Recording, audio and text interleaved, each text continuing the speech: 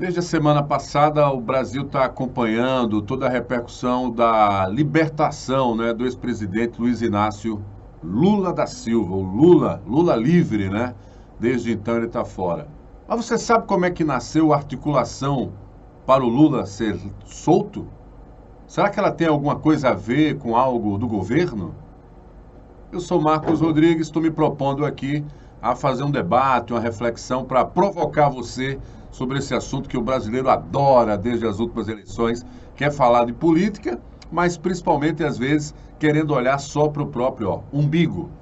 E a minha ideia é que a gente possa fazer reflexões que leve você, claro, a tomar o seu posicionamento. Antes de continuar, eu queria que você curtisse aí o nosso canal, assinasse lá, para de repente ampliar o número de pessoas que possam ser contagiadas também por essa mensagem. Vai lá, assina, clica no sininho, toda vez que tiver um vídeo novo sobre política ou qualquer outro assunto, você vai ser avisado, tá bom? Dito isto, vamos ao que interessa.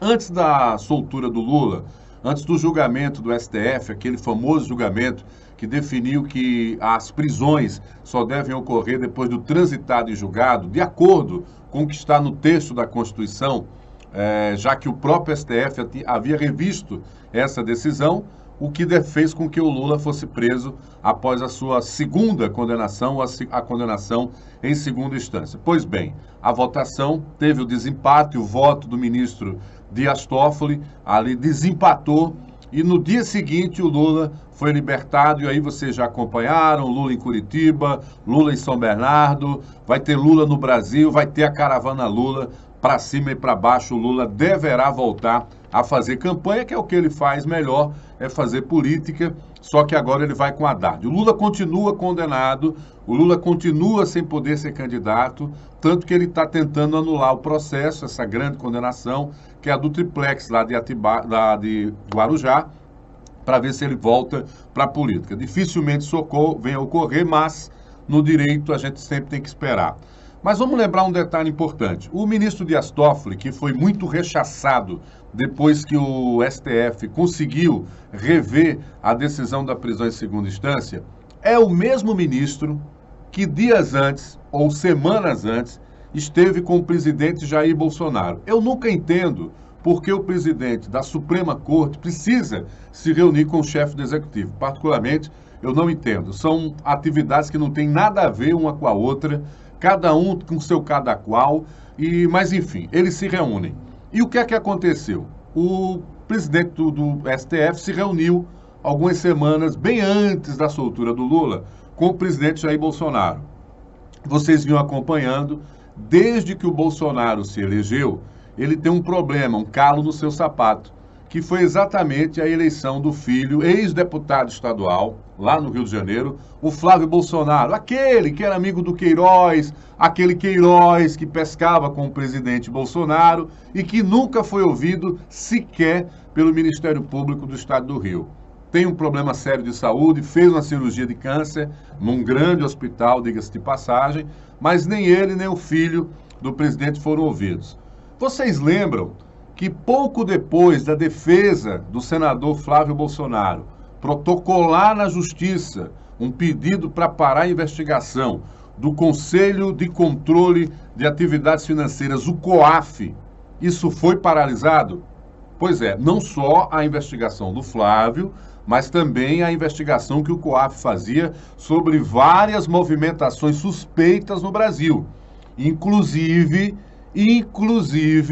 algumas que estavam apontando na direção das esposas de alguns ministros da Suprema Corte.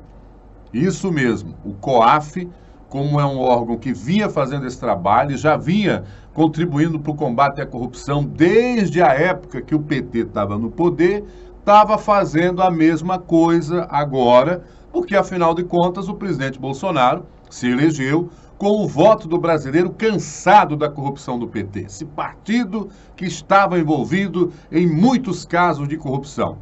Mas, quando o presidente ganha a eleição, pouco depois, já nos 15 dias após a sua vitória, eis que estoura o problema da rachadinha lá na Assembleia Legislativa do Rio.